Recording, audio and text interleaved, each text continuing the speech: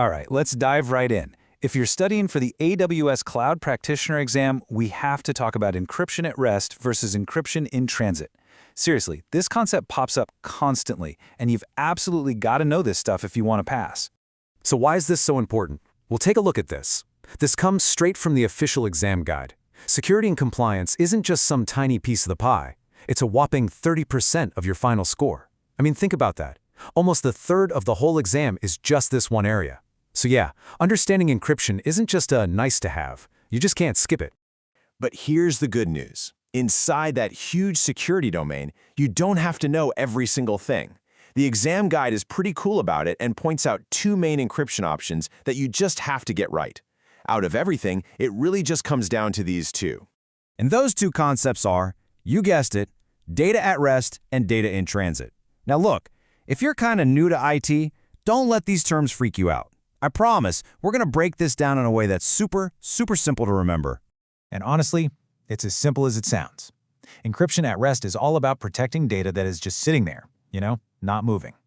We're talking about files saved on a hard drive, data chilling in an Amazon S3 bucket, stuff like that. It's stationary.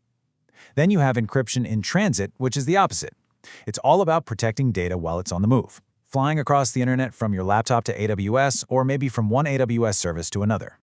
Okay, to make sure this really sticks in your brain, especially when you're under pressure in the exam, let's use an analogy you won't forget. We're going to call it the safe and the armored truck.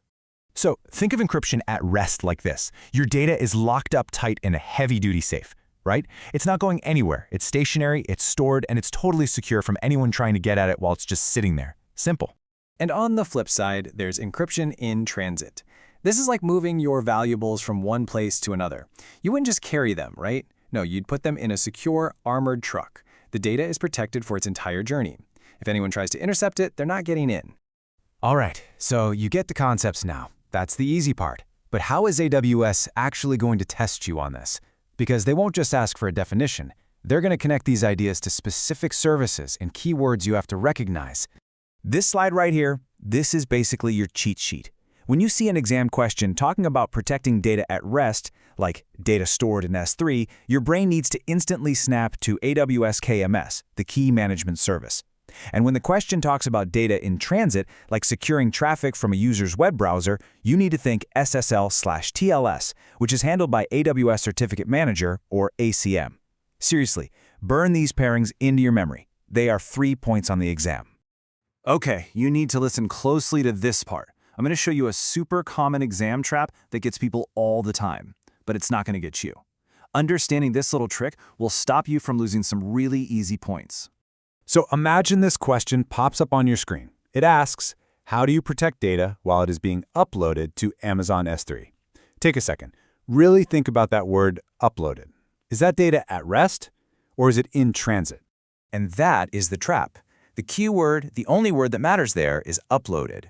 While the data is moving from your computer to S3, it is in transit. It's only after that upload finishes and the file is saved in the S3 bucket that it finally becomes data at rest. The exam loves to test this, so always look for the action. Are they asking about the journey or the final destination? Okay, we've covered a bunch, so let's lock it all in. Here comes a super fast recap with the key things you gotta remember for the exam. All right, here we go. 30-second version. Data at rest? That's your safe. It's stored data. Think KMS. Data in transit, that's your armored truck. It's moving data. Think SSL/TLS. And when you're sitting in that exam, just ask yourself one simple thing.